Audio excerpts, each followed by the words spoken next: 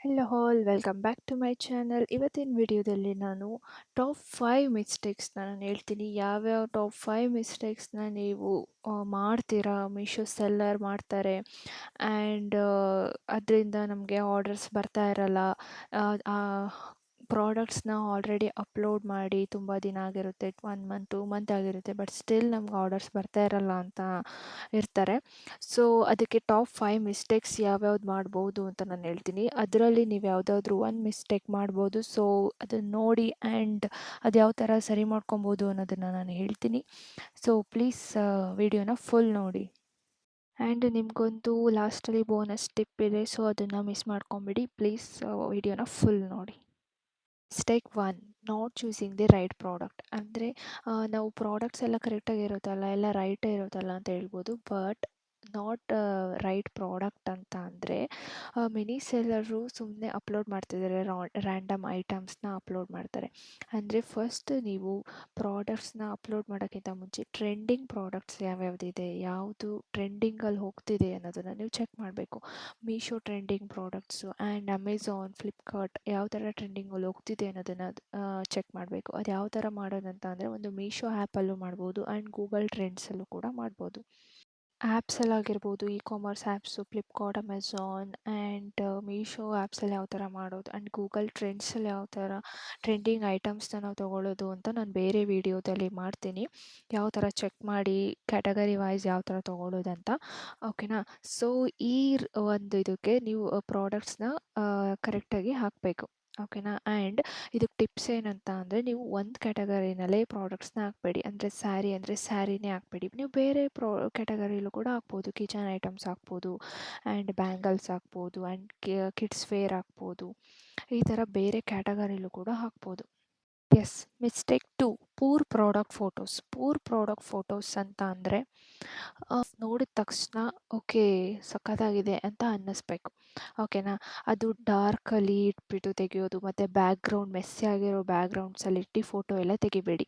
Full plane background ಇರಬೇಕು and natural ಲೈಟ್ಸಲ್ಲಿ ಪ್ರಾಡಕ್ಟ್ಸ್ನ ಇಟ್ಟು ನೀವು ಫೋಟೋನ ತೆಗೆಯೋದಕ್ಕೆ ಟ್ರೈ ಮಾಡಿ. ಈ ಥರ ಫಿಲ್ಟರ್ಸ್ ಎಲ್ಲ ದಯವಿಟ್ಟು ಹಾಕಬೇಡಿ. ತುಂಬ ಜನ ಹೇಳ್ತಾರೆ ಫಿಲ್ಟರ್ಸ್ ಹಾಕಿ ನಿಮಗೆ ಆರ್ಡರ್ಸ್ ಬರುತ್ತೆ ಅಂತ. ಆರ್ಡರ್ಸ್ ಬರುತ್ತೆ ನಿಜ, ಓಕೆ, ಬಟ್ ರಿಟರ್ನ್ ಆದರೆ ಏನು ಮಾಡ್ತೀರಾ? ಅದೇ ನಿಮ್ಮ ದುಡ್ಡು ಅಲ್ಲೇ ಹೋಗುತ್ತಲ್ವಾ. ಆರ್ಡರ್ಸ್ ಬರ್ಬೋದು ನೀವು ಫಿಲ್ಟರ್ ಹಾಕಿ ಎಲ್ಲ ಮಾಡಿದ್ರೆ, ಬಟ್ ಅದು ಲುಕ್ಕಕ್ಕೆ ಚೆನ್ನಾಗಿ ಕಾಣಿಸುತ್ತೆ. ಬಟ್ ಅದು ಆ ಫೋಟೋ ನೋಡಿ ಕಸ್ಟಮರ್ ಎಕ್ಸ್ಪೆಕ್ಟೇಷನ್ ಏನಿರುತ್ತೆ, ಓಕೆ ಇದೇ ಥರ ಪ್ರಾಡಕ್ಟ್ಸ್ ಬರ್ಬೋದು ಅಂತ ಇರುತ್ತೆ. ಬಟ್ ಆ ಥರ ಬರದೇ ಇದ್ದರೆ ನ್ಯಾಚುರಲ್ ಫೋಟೋಸ್ ಹಾಕಿದ್ರೇ ಅಲ್ವಾ ಅದ್ರದ್ದು ಯಾವ ಥರ ಇದೆ ರಿಯಲ್ ಲುಕ್ ಅಂತ ಗೊತ್ತಾಗೋದು. ನೀವು ಫಿಲ್ಟರ್ಸ್ ಹಾಕಿದ್ರೆ ಫಿಲ್ಟರಲ್ಲೇ ಒಂಥರ ಇರುತ್ತೆ ಮತ್ತು ನಿಮ್ಮ ಪ್ರಾಡಕ್ಟ್ಸೇ ಬೇರೆ ಥರ ಇರುತ್ತೆ ನೋಡೋದಕ್ಕೆ. ಆವಾಗ ಕಸ್ಟಮರು ನಾವು ಅಂದ್ಕೊಂಡಿರೋ ಪ್ರಾಡಕ್ಟ್ಸ್ ನಮಗೆ ಬಂದಿಲ್ಲ ಅಂತ ರಿಟರ್ನ್ ಮಾಡಿಬಿಡ್ತಾರೆ. ಸೊ ನ್ಯಾಚುರಲ್ ಲೈಟಲ್ಲಿ ಇಡಿ, ನೀವು ಆರ್ಟಿಫಿಷಿಯಲ್ ಲೈಟ್ಸ್ ಎಲ್ಲ ಬೇಡ. ಸೊ ನ್ಯಾಚುರಲ್ ಲೈಟಲ್ಲಿ ಇಟ್ಟು ಪ್ಲೇನ್ ಬ್ಯಾಕ್ಗ್ರೌಂಡಲ್ಲಿ ನೀವು ಫೋಟೋನ ತೆಗೆಯೋದಕ್ಕೆ ಟ್ರೈ ಮಾಡಿ. Step 3, no proper description. Okay, ನಿಮ್ಮ ಡೆಸ್ಕ್ರಿಪ್ಷನು ಕೂಡ ನೀಟಾಗಿರಬೇಕು. ಅಂದರೆ ಮೆಟೀರಿಯಲ್ಸ್ ಯಾವ್ದು ಯೂಸ್ ಮಾಡಿದ್ದೀರಾ, ರಾ ಮೆಟೀರಿಯಲ್ಸ್ ಆ್ಯಂಡ್ ಕಲ್ಲರು, ಅದ್ರ ಸೈಜ್ ಆ್ಯಂಡ್ ಅದ್ರ ಬೆನಿಫಿಟ್ಸ್ ಆಗಿರ್ಬೋದು, ಅದನ್ನೆಲ್ಲ ನೀವು ಕ್ಲಿಯರಾಗಿ ಮೆನ್ಷನ್ ಮಾಡಿರಬೇಕು, ಓಕೆನಾ. ನೀವು ಕ್ಲಿಯರಾಗಿ ಮೆನ್ಷನ್ ಮಾಡಿಲ್ಲ ಅಂತ ಅಂದರೂ ಕೂಡ ಸೈಜ್ ಆಗಿರ್ಬೋದು, ಕಸ್ಟಮರ್ಸು ನೀವು ಸೈಜ್ ಎಲ್ಲ ನೀಟಾಗಿ ಮೆನ್ಷನ್ ಮಾಡಿಲ್ಲ ಅಂತಂದರೆ ಯಾವುದೋ ಸೈಜ್ನ ಬುಕ್ ಮಾಡ್ತಾರೆ ಆ್ಯಂಡ್ ಸೈಜ್ ರಾಂಗ್ ಅಂದ್ಬಿಟ್ಟು ರಿಟರ್ನ್ ಮಾಡಿಬಿಡ್ತಾರೆ. ಸೊ ನೀವು ಸೈಜ್ನೆಲ್ಲ ನೋಡಿಕೊಂಡು ಡೆಸ್ಕ್ರಿಪ್ಷನ್ ಮೇಯ್ನು ನೀಟಾಗಿ ನೋಡಿಕೊಂಡು. Mistake 4, ignoring customer messages and reviews. Yes, customer return ಮಾಡಿದ್ಮೇಲೆ ಅವರು ಆಬ್ವಿಯಸ್ಲಿ ರಿವ್ಯೂ ಕೊಟ್ಟೇ ಕೊಡ್ತಾರೆ, bad quality or any size related issue ಅಂತ ಅಂದ್ಬಿಟ್ಟು ಕೊಟ್ಟೇ ಕೊಡ್ತಾರೆ. ಸೊ ಅದನ್ನು ನೀವು ನೋಡ್ಕೊಳ್ಳಿ. ಏನಾದರೂ ಕ್ವಾಲಿಟೀಲಿ ಕಮ್ಮಿ ಅನಿಸಿದ್ರೆ ನಿಮ್ಮ ಹೈ ಕ್ವಾಲಿಟಿ ಇರೋ ಪ್ರಾಡಕ್ಟ್ಸ್ನ ತೊಗೊಂಬನ್ನಿ ಆ್ಯಂಡ್ ಅವರ ರಿವ್ಯೂಸ್ನ ನೋಡಿಕೊಂಡು ನಿಮ್ಮ ಪ್ರಾಡಕ್ಟ್ಸಲ್ಲಿ ನೀವು ಚೇಂಜಸ್ನ ಮಾಡ್ಕೊಳ್ಳಿ, ಓಕೆನಾ. ಸೈಜ್ ರಿಲೇಟೆಡ್ ಏನಾದ್ರೂ ಅವರು ರಿವ್ಯೂ ಮಾಡಿದ್ರೆ ನೀವು ಸೈಜ್ ಚಾರ್ಟನ್ನು ಹಾಕಬೇಕು. ನೀವು ಪ್ರಾಡಕ್ಟ್ಸ್ನ ಹೆಂಗೆ ಇಮೇಜನ್ನ ಅಪ್ಲೋಡ್ ಮಾಡ್ತೀರಾ, ಲಾಸ್ಟಲ್ಲಿ ಸೈಜ್ ಚಾರ್ಟನ್ನು ಹಾಕಬೇಕು. ಸೈಜ್ ಚಾರ್ಟ್ ಹಾಕಿದಾಗ ಆ ಚಾರ್ಟ್ ನೋಡಿಕೊಂಡು ಅವರು ಬುಕ್ ಮಾಡೋದಕ್ಕೆ ಟ್ರೈ ಮಾಡ್ತಾರೆ. ಆವಾಗ ಯಾವುದೇ ರೀತಿ ರಿಟರ್ನ್ಸ್ ಬರಲ್ಲ. ಎಸ್, ನೆಕ್ಸ್ಟ್ ಮಿಸ್ಟೇಕ್ 5, ಪ್ಯಾಕಿಂಗು ಪ್ರಾಪರಾಗಿರಬೇಕು, ಓಕೆನಾ. ನೀವು ಪ್ಯಾಕಿಂಗ್ ಯಾವ ಥರ ಮಾಡ್ತೀರೋ ಅದು ಕೂಡ ಇಂಪ್ರೆಸ್ ಆಗುತ್ತೆ ಕಸ್ಟಮರ್ಸ್ಗೆ ಆ್ಯಂಡ್ ಪ್ರಾಡಕ್ಟ್ಸು ಕೂಡ ಡ್ಯಾಮೇಜಸ್ ಬರಲ್ಲ, ಯಾವುದೇ ರೀತಿ ಪ್ರಾಡಕ್ಟ್ಸ್ ಡ್ಯಾಮೇಜಸ್ ಬರಲ್ಲ, ಓಕೆನಾ. ಸೊ ಪ್ಯಾಕಿಂಗು ಪ್ರಾಪರಾಗಿರಲಿ ಆ್ಯಂಡ್ ಪ್ಯಾಕಿಂಗ್ ಕವರ್ಸ್ನ ಬಾರ್ಕೋಡೆಡ್ ಪ್ಯಾಕ್ಸ್ನ ಯೂಸ್ ಮಾಡಿ ಫಾರ್ ಮೀಶೋ. ಯಾಕಂತಂದರೆ ನಿಮ್ಗೇನಾದರೂ ರಾಂಗ್ ಪ್ರಾಡಕ್ಟ್ಸ್ ಏನಾದರೂ ಬಂತು ಅಂತಂದರೆ ನೀವು ಕ್ಲೇಮ್ ಮಾಡ್ಬೋದು. ಓಕೆನಾ. ಆ್ಯಂಡ್ ನೆಕ್ಸ್ಟ್ ವೀಡಿಯೋದಲ್ಲಿ ನಾನು ಹಾಕ್ತೀನಿ ಯಾವ ಥರ ಕ್ಲೇಮ್ ಮಾಡೋದು. ನಿಮ್ಗೇನಾದರೂ ಪ್ರಾಡಕ್ಟ್ಸ್ ರಾಂಗ್ ಆಗಿ ಬಂತು, ನೀವು ಕೊಟ್ಟಿರೋದೇ ಒಂದು ಆ್ಯಂಡ್ ಬಂದಿರೋದೇ ಒಂದು, ಆ ಥರ ಆಗಿದ್ದರೆ ಯಾವ ಥರ ಕ್ಲೇಮ್ ಮಾಡೋದು, ನಿಮ್ಮ ಅಮೌಂಟ್ನ ಯಾವ ಥರ ರಿಟರ್ನ್ ತೊಗೊಳ್ಳೋದು ಅನ್ನೋದನ್ನು ನಾನು ವೀಡಿಯೋ ಮಾಡ್ತೀನಿ ನೆಕ್ಸ್ಟ್ ವೀಡಿಯೋದಲ್ಲಿ. ಪ್ಲೀಸ್ ಕಮೆಂಟ್ ಮಾಡಿ ಯಾವ್ಯಾವ ವೀಡಿಯೋಸ್ ಬೇಕಂತ. ಸೊ ನಾನು ಮಾಡೋದಕ್ಕೆ ಈಸಿ ಆಗುತ್ತೆ. ಓಕೆನಾ. ನೆಕ್ಸ್ಟು ಈ ಥರ ಟಾಪ್ 5 ಮಿಸ್ಟೇಕ್ಸ್ ಇರುತ್ತೆ. ನೀವು ನೋಡ್ಕೊಳ್ಳಿ ಯಾವ್ದ್ಯಾವ್ದು ಮಿಸ್ಟೇಕ್ಸ್ ಆಗಿದೆ ಅಂತ. ಅದರಿಂದ ನೀವು ಕಲಿತೀರ ತುಂಬ. ನಾನು ಕೂಡ ತುಂಬಾ ಕಲ್ತಿದ್ದೀನಿ. ಇದು ನಾನು ಮಾಡಿರೋ ಮಿಸ್ಟೇಕ್ಸೇ ಕೂಡ. ನಾನು ಪ್ರಾಡಕ್ಟ್ಸ್ನ ಈ ಥರ ಎಡಿಟ್ ಮಾಡಿ ಸ್ವಲ್ಪ ಹಾಕ್ತಾಯಿದ್ದೆ, ಅದರಿಂದನೂ ತುಂಬ ರಿಟರ್ನ್ಸ್ ಬಂದಿದೆ. ಸೊ ನೀವು ಆ ಥರ ಯಾವುದನ್ನು ಮಾಡಬೇಡಿ. ಈ ಮಿಸ್ಟೇಕ್ಸ್ನಲ್ಲಿ ನೀವು ಯಾವುದಾದ್ರೂ ಮಾಡ್ತಾ ಇದ್ದರೆ ಪ್ಲೀಸ್ ಅವಾಯ್ಡ್ ಮಾಡಿ. ಆ್ಯಂಡ್ ಏನಂತ ಅಂದರೆ ಇನ್ನೊಂದು ನಿಮ್ಮ ಪ್ರಾಡಕ್ಟ್ಸ್ನ ರಿಯಲ್ ಇಮೇಜಸ್ನ ನೀವು ಫೋಟೋನ ತೆಗೆದಾಕಿ. ಓಕೆನಾ. ನಾನು ಮಾಡ್ತಿದ್ದ ಮೇಜರ್ ಮಿಸ್ಟೇಕ್ ಇದು.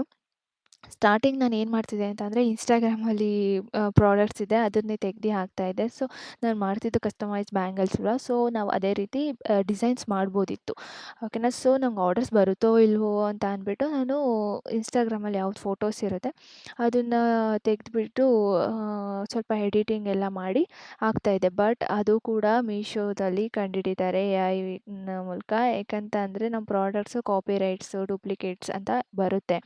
ಓಕೆನಾ. ನೀವು ಆ ಥರ ಪ್ರಾಡಕ್ಟ್ಸ್ನ ಬೇರೆಯವರಿಂದ ತೆಗ್ದು ಜಸ್ಟ್ ಅಪ್ಲೋಡನ್ನ ಮಾಡಬೇಡಿ. ರಿಯಲ್ ಇಮೇಜಸ್ನ ಹಾಕಿ ನಿಮ್ಮ ಪ್ರಾಡಕ್ಟ್ಸ್ ರಿಯಲ್ ಫೋಟೋನ ತೆಗ್ದು ರಿಯಲ್ ಇಮೇಜಸ್ನ ಅಪ್ಲೋಡ್ ಮಾಡಿ. ಆವಾಗಷ್ಟೇ ಆರ್ಡರ್ಸ್ ಬರುತ್ತೆ. ಆ್ಯಂಡ್ ನೀವು ಕ್ಯಾಟಲಾಗ್ಸ್ನ ಒಂದು ವೀಕ್ಲಿ 3 to 4 ಆರ್ 5 to 10 ಕ್ಯಾಟಲಾಗ್ಸ್ನ ಆ್ಯಡ್ ಮಾಡ್ತಾ ಇರಿ. ಸೊ ಆ್ಯಂಡ್ ಇನ್ವೆಂಟರಿನ ನೋಡ್ಕೊಂಡು ಆ್ಯಡ್ ಮಾಡಿ. ನೀವು ಆ್ಯಡ್ ಮಾಡ್ತೀರಾ ಬಟ್ ಆರ್ಡರ್ಸ್ ಬರ್ತಾ ಇರುತ್ತೆ, ಬಟ್ ನಿಮ್ಮ ಹತ್ರ ಸ್ಟಾಕ್ ಇಲ್ಲ ಅಂದರೆ ಕಷ್ಟ. ಸೊ ನೀವು ಇನ್ವೆಂಟ್ರಿನ ನೋಡಿಕೊಂಡು ಆ್ಯಡ್ ಮಾಡಿ. ಆ್ಯಂಡ್ ನಾನು ನಿಮಗೆ ಹೇಳಿದ್ದೆ ಸ್ಟಾರ್ಟಿಂಗು ನಾನು ಒಂದು ಬೋನಸ್ ಟಿಪ್ಪನ್ನು ನಾನು ನಿಮಗೆ ಹೇಳ್ತೀನಿ ಅಂತ. ಸೊ ಅದು ಏನಂತ ಅಂದರೆ ಬೋನಸ್ ಟಿಪ್ಪು, ನಿಮಗೆ ಆರ್ಡರ್ಸ್ ಬರುತ್ತೆ ಆ್ಯಂಡ್ ಆರ್ಡರ್ಸ್ ಬಂದಮೇಲೆ ನಿಮ್ಮ ಹತ್ರ ಅದೇನಾದರೂ ಪ್ರಾಡಕ್ಟ್ ಇಲ್ಲ ಅಂತಂದರೆ ನೀವು ಕ್ಯಾನ್ಸಲ್ ಮಾಡ್ತೀರಾ, ಕರೆಕ್ಟಾ? ಸೊ ನೀವು ಕ್ಯಾನ್ಸಲ್ನ ಸ್ವಲ್ಪ ಅವಾಯ್ಡ್ ಮಾಡಿ. ನೀವು ಆರ್ಡರ್ಸ್ ಬಂದರೆ ಆದಷ್ಟು ಅಕ್ಸೆಪ್ಟ್ ಮಾಡೋದಕ್ಕೆ ಟ್ರೈ ಮಾಡಿ. ನಿಮ್ಮ ಹತ್ರ ಪ್ರಾಡಕ್ಟ್ಸ್ ಇಲ್ವಾ, ಓಕೆ, ಇನ್ವೆಂಟ್ರಿನ ನೀವು ಝೀರೋ ಅಂತ ಮಾಡಿ ಆರ್ ದಟ್ ಪ್ರಾಡಕ್ಟ್ನ ನೀವು ಪಾಸ್ ಮಾಡ್ಬೋದು. ಓಕೆನಾ. ಔಟ್ ಆಫ್ ಸ್ಟಾಕ್ ಅಂತ ತೋರಿಸ್ಬೇಡಿ, ಬಿಕಾಸ್ ಅದು ಕೂಡ ಆರ್ಡರ್ಸ್ಗೆ ಎಫೆಕ್ಟ್ ಆಗುತ್ತೆ. ನಿಮ್ಮ ಪ್ರಾಡಕ್ಟ್ಸ್ನ ನೀವು ಪಾಸ್ ಮಾಡ್ಬೋದು. ಓಕೆ, ಪಾಸ್ ಮಾಡಿ, ಅದು no problem. But out of stock ಅಂತ ನೀವು ತೋರಿಸ್ಬೇಡಿ. ಓಕೆನಾ. ಇದು ನಿಮಗೆ ಒಂದು ಬೋನಸ್ ಟಿಪ್ಪು. ಸೊ ಆರ್ಡರ್ಸ್ನ ಕ್ಯಾನ್ಸಲ್ ಮಾಡಬೇಡಿ ಯಾವಾಗ್ಲೂ. 1, 2 ಆದರೆ ಓಕೆ, ಬಟ್ ರೆಗ್ಯುಲರ್ ಕ್ಯಾನ್ಸಲ್ ಮಾಡಬೇಡಿ.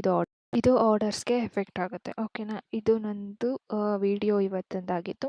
ಸೊ ವಿಡಿಯೋ ಇಷ್ಟ ಆದರೆ ಪ್ಲೀಸ್ ಸಬ್ಸ್ಕ್ರೈಬ್ ಮಾಡಿ, ಶೇರ್ ಮಾಡಿ ಆ್ಯಂಡ್ ಲೈಕ್ ಮಾಡಿ. ಸೊ ನನ್ನ ವಿಡಿಯೋ ಬೇರೆಯವ್ರಿಗೂ ಕೂಡ ಹೋಗುತ್ತೆ, ಅವ್ರಿಗೂ ಕೂಡ ಹೆಲ್ಪ್ ಆಗುತ್ತೆ ಇದೇ ರೀತಿ. ಆ್ಯಂಡ್ ಕಮೆಂಟ್ ಮಾಡಿ, ಬೇರೆ ಯಾವುದೇ ರೀತಿ ಇದೇ ರೀತಿ ಇನ್ಫಾರ್ಮೇಟಿವ್ ವಿಡಿಯೋಗೆ ಪ್ಲೀಸ್ ಕಮೆಂಟ್ ಮಾಡಿ, ನಾನು ವಿಡಿಯೋ ಮಾಡ್ತೀನಿ. Okay. Thank you very much. Thank you. Bye bye.